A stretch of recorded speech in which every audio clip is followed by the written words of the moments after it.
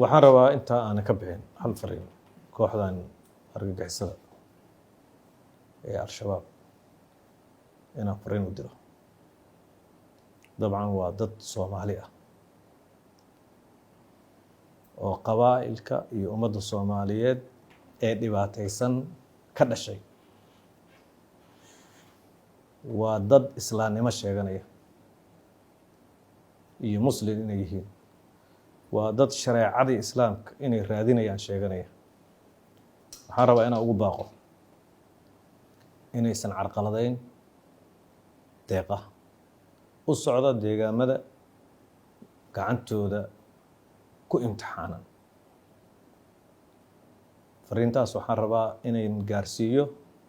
waxaan arkayay ayaan dhexdaas wiil wariyaah oo tegay jilib oo abaaro ba-an deegaamadaas ay ka jireen ayagoo geedo cambaha hoostood fadhiya oo saxamo hilib ah iyo bariis kana Channel 4 arrintu soo duubay iska cunayo iska buduqsanayo xoolo aysan ayagu lacag ku bixin.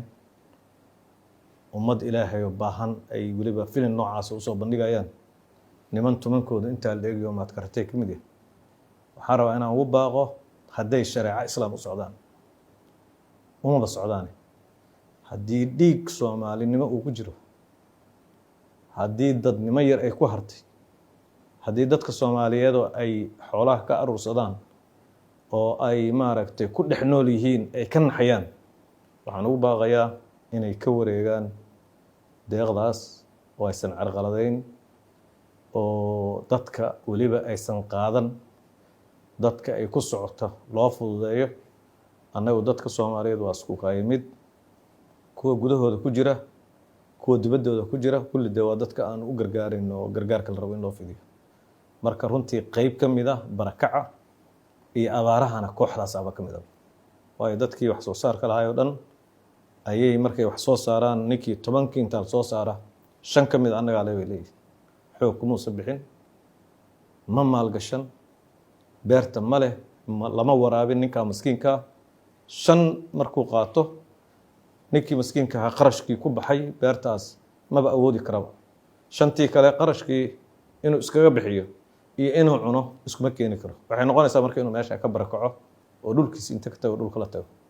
dadka qaar noocaas oo kale u barakaceen. marka nimankaas baaqaasaan u dirayaa.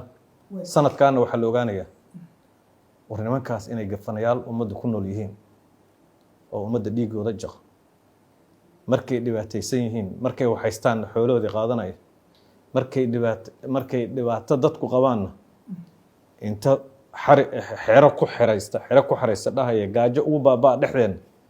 sanadkan waa la kala ogaanayaa. abiilkaasaan u dirayaa.